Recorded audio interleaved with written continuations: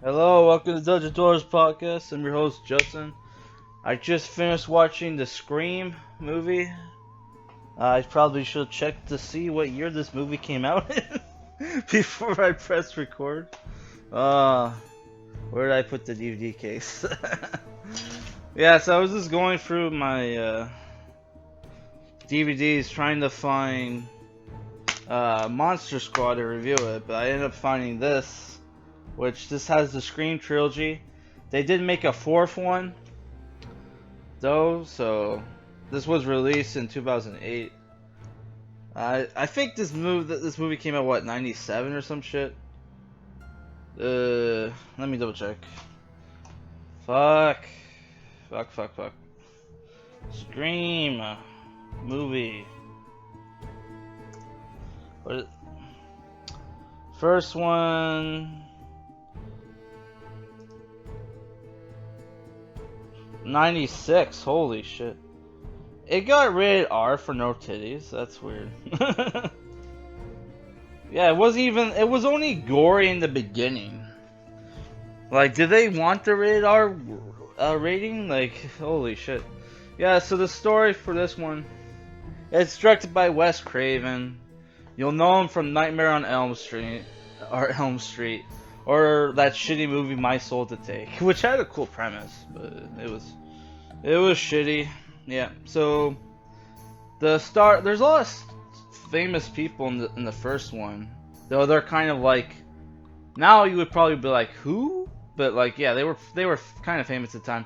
You got Drew Barrymore, you got Neve Campbell, Skeet Ulrich, alleged pedophile Lev Schreiber, sorry.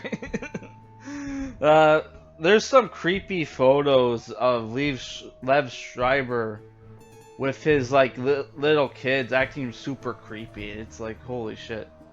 You got Rose Mcgowan, who plays like Neve Campbell's best friend in the movie, Sydney. Which this is by the way, this is like a Harvey Weinstein produced movie, and you have Rose McGowan in it.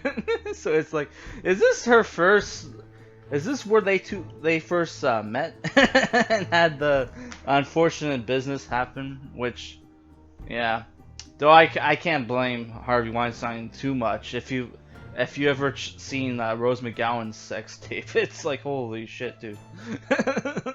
She can suck a meat dick. But yeah, you got Jamie Kennedy, you got David Arquette, you got the chick from Friends, who married David Arquette, I think, after this movie. Yeah, so the story for this movie is basically, and this, I should mention, this movie like started the whole meta phase that like a lot of movies copied after this one. One of the most famous movies to rip this movie off was Halloween Resurrection. I almost said Scary Movie, but like, that's the thing. I actually watched Scary Movie first before watching this movie, so it was kind of like holy. I was surprised because in Scary Movie, the killer was Dewey all along, but in this one, it's a different person. I also noticed that the boyfriend's name in the movie is like Loomis. His last name is Loomis, so that's an obvious reference to Halloween, which is, a lot of people say, is the first slasher. What a lot of people don't know is that Halloween was kind of a ripoff of Black Christmas. But like hardcore horror fans will never, and reviewers will never admit this, even though you have like there's like at a Q&A, the director of Black Christmas said that he got a call from John Carpenter asking him how, like, if you would ever do a sequel, a Black Christmas sequel, what would it be? And he said, well, Billy would escape from the insane asylum, and it would be on Halloween. So it's like, do you need any more proof than that? Which Black Christmas came out before Halloween, obviously. And it also stars like a Bond girl from like Roy Moore's first Bond movie, and and Dave from fucking 2001: A Space Odyssey. Which I'm watching Black Christmas and I'm like, hold up, is that the guy from like 2001? It's like, holy shit. So like the story for this movie is yeah, like this guy is calling up teenagers, showing up and killing them with a hunter's knife, and this Halloween costume, which we know it as the Ghostface Scream costume. And the movie, it's like a cheap costume called Father Death that's in every fucking like five and dime costume shop, which is a line straight up from the movie. And the movie is basically takes like a year before the events in the movie. This girl named Cindy, who's the main character's mom, was brutally raped and murdered by what everybody thought was Liev Schreiber's character, right? So it's like, and the killer like does this great thing where before he kills his victims, he calls them up on their phone. You see the first model cell phone in this movie, which is like this gray brick fucking thing, which is like, dude, like people carry that shit around. But you also see a smaller model. But like, yeah, it's like you do see like the first model cell phone in this movie, and it's like, holy shit, people carry that shit around. But yeah, so like he'll call people and he'll act super intimidating. At first, because like all his victims, a lot of them are girls. He talks in this like hunky kind of voice, but as the conversation goes on, he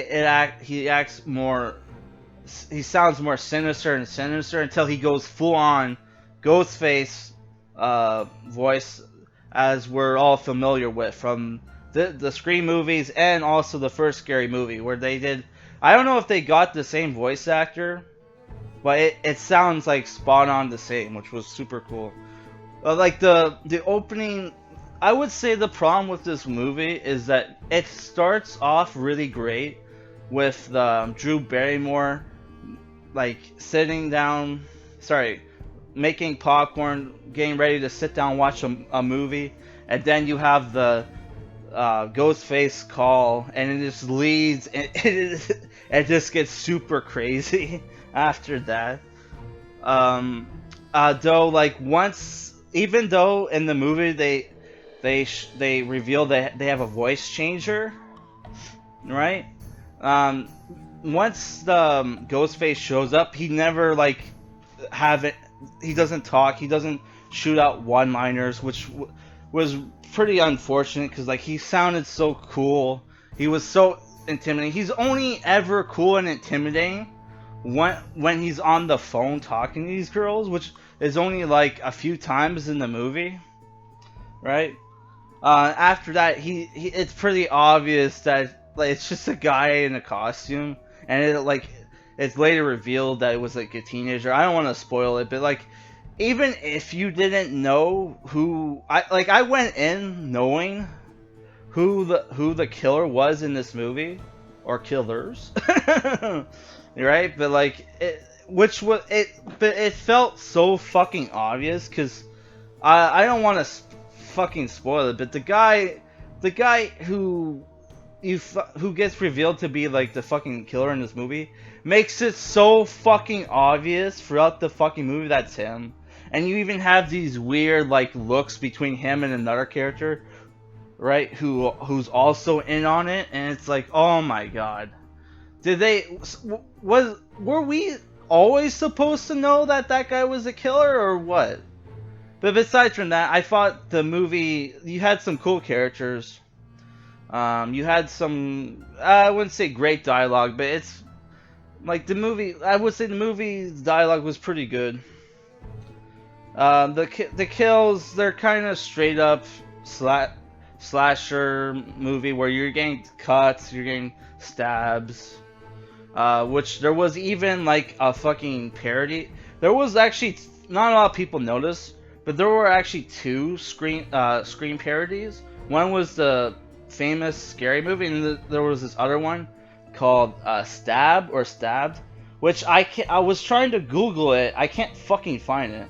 All I got is like some like 2012 short movie, which was a parody, but it was like the Stab movie that I saw was like was shot in like a couple, like was obviously shot like a few years after the first Scream movie, or like recent. So it's like it obviously wasn't the 2012 short is the same thing. It was a feature long movie that I watched on VO or some fucking shit back in the day. But yeah, so if I had to give this movie a rating, it's a 7 out of 10. I thought it was super cool that the movie's like an hour and 51 minutes. The final act of the movie is like the last 50 fucking minutes of this movie is the fucking final act, which is like holy shit. So like half the movie was the final act. I never seen a movie where like half the movie is the final act. Like what the fuck? Was this movie supposed to be shorter and like, but they just had like a bunch of cool scenes and they just let him in there? Like you have a lot of scenes with like Jamie Kennedy acting funny, like explaining horror movie meta bullshit, which this movie was basically like was made like a decade after like the golden age of horror, which was the 80s, where you had like the Friday the 13th, Halloween obviously, and you know Nightmare on Elm Street. There's like there's a couple references to Nightmare on Elm Street.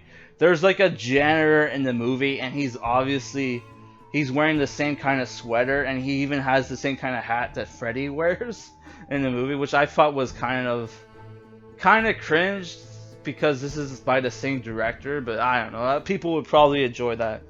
I don't know. Like I kind of want to watch Scream 2 and 3, but I'll wait to see if there's any replies, if anybody wants me to review those movies.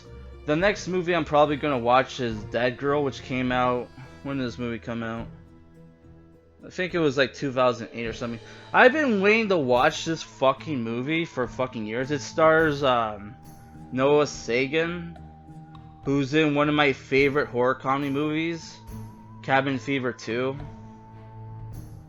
And I've been waiting to watch this movie for years. I fucking lost it like a long time.